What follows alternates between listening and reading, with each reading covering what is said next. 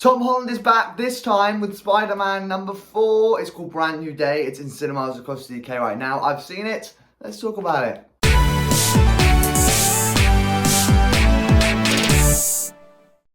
Hey, welcome to a video of Brand New Movie Reviews. Today I'm talking all about the latest installment of the Spider-Man franchise. It's called Spider-Man Brand New Day. It's in cinemas across the UK right now. I have seen it. Before we start talking about it, as always, a friendly reminder, these are just my thoughts. Don't let this dictate whether or not you go and see it. You might see it, feel totally different to me. That is okay. Movies aren't made to cater for everyone. Without further ado, let's start talking about it. And I was really excited for this. Now, I think it's worth noting that I am not a Marvel connoisseur. Like, I've never seen any of the Avengers films. None of the Captain Americas, Thors, all of this stuff. Like, I've not seen it. I'm not a Marvel guy. You'll notice that I very rarely do movie reviews on Marvel films.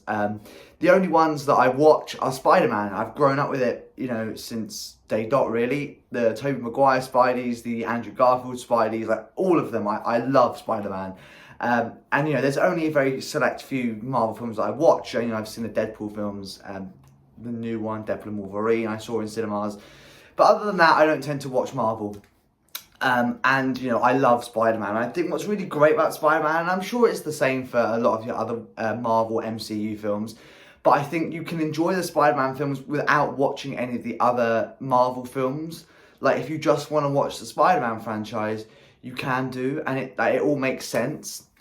I don't feel like I watch it, and I don't feel like I'm at much of a disadvantage having not watched any of the Marvel films.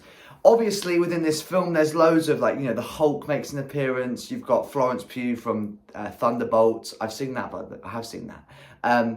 But all of these people make an appearance, and obviously they have stuff to do with the MCU. So if you watch the MCU, then it'll make more sense to you, and you understand who these people are in a bit more detail. And, it undoubtedly has more of a storyline throughout the MCU, as well as just this film in terms of its plot. But you don't necessarily have to watch that, and you don't necessarily have to know any of that. I'm just watching the Spider-Man films, so I've watched Homecoming, Far From Home, No Way Home, all of these ones. So I know what's going on in terms of the Spider-Man plot. Obviously, if you've not watched any of the Spider-Man films, you might be at a very much disadvantage, because this is a heavy follow-on from the third one. And the third one, I think, was iconic. I think it was a masterpiece. I gave No Way Home a 10 out of 10. I thought it was phenomenal. It was quite magical about seeing all three Spider-Men, I should say, on the big screen. And I remember watching it, and the cinema was such an electric atmosphere. I've since rewatched No Way Home, I'd say about 3 times in cinema since that first time, and it was just such a awesome experience to be in the cinema watching it. And this film is a very good follow-on. When they first announced it, I thought this is gonna be tricky, because No Way Home was really good. And this is also really good.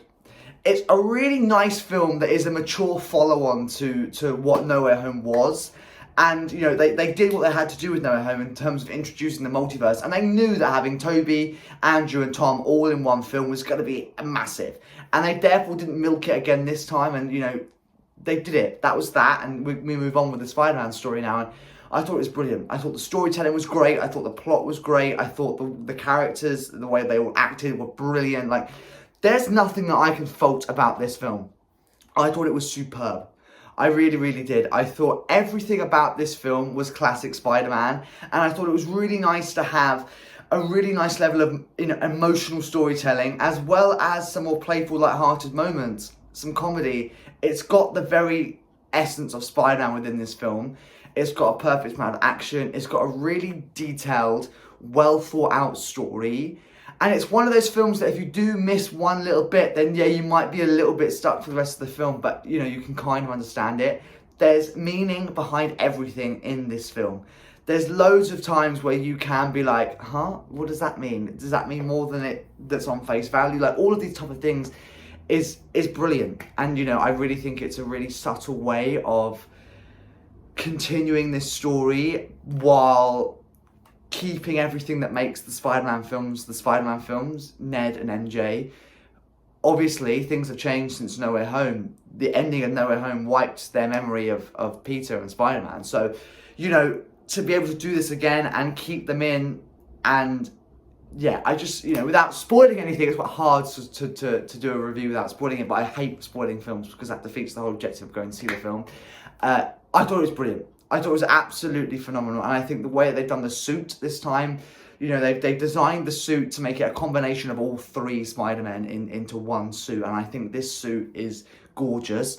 I love the fact that he spends quite a lot of time in the suit. I feel like we see more of Spider-Man than we do of Peter Parker, which is nice. You know, I think, you know, it's sometimes I have felt in the past that it's a Spider-Man film, but I feel like we're watching Peter Parker more than watching Spider-Man. With this one, I feel like it's really good, and it's got a really nice balance of the two. And, you know, obviously there's more reasoning why he keeps the suit on a lot more in this film than in previous ones.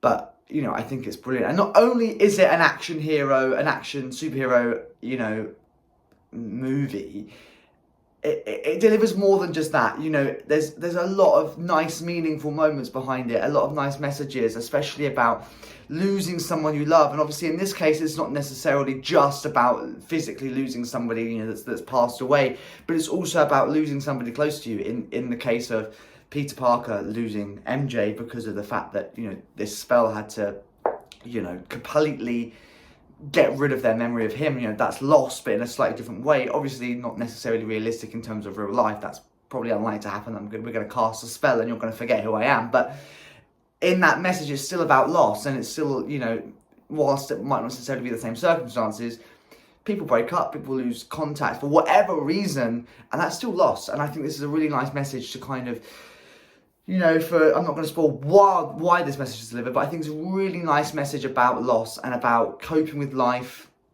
whilst having lost someone and moving on and doing life without that person that means so much to you. I think it's a beautiful message that they've kind of seamlessly integrated into this story that's really quite impactful. And, you know, I really do. I think this is an absolutely phenomenal film. I think there's aspects of the film that I'm not going to spoil, but, you know, they do, and they really pay homage to the original Spideys, and the way in which they do it is so seamless and so flawless, and they do it in a way that you go, that's really nice, but they do it that also makes sense to the plot. Do you know what I mean? They're not doing it for the sake of doing it, and I think that's what makes it so nice. And I really enjoyed this film. I thought, you know, this is, if I could rate the 4 Tom Holland Spideys, No Way Home is still up there at the top for me.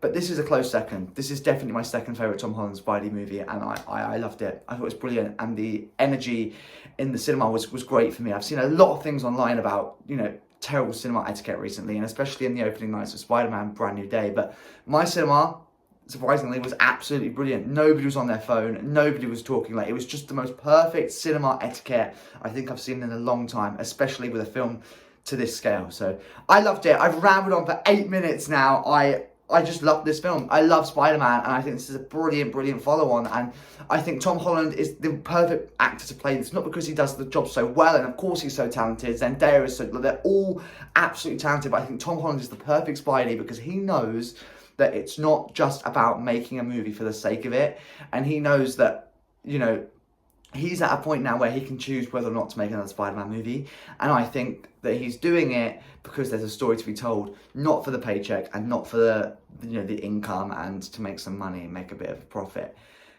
And I think that's exactly what movies should be. But there you go, nearly 8.5 minutes over, but I have done, there's my thoughts on Spider-Man Brand New Home, Brand New Day. I could talk about this for ages and ages and ages. I could talk about this for 20 minutes if I wanted to say everything I truly thought about this film, but there's my thoughts. It's brilliant.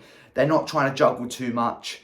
They're not, you know, there's loads of balls that they're trying to play and deliver in this film, but I don't think they do. I don't think they make it overwhelming. There's little subplots, but they don't become too much, and they don't become so overwhelming to the point of, like, you don't know what's going on. They've got the main plot with a few little sidelines that adds to this one plot, and eventually they all kind of seamlessly integrate and link together as one big plot, which I think is brilliant. I was going to stop talking about this film, but I keep talking about this film. 9 minutes now. There we go. There's my thoughts on Spider-Man Brand New Day in cinemas across the UK right now. Before I keep rambling on about this film unintentionally, what do I rate it out of 10? Will it join my DVD collection? This is getting a 9 out of 10. Brilliant. Flawless.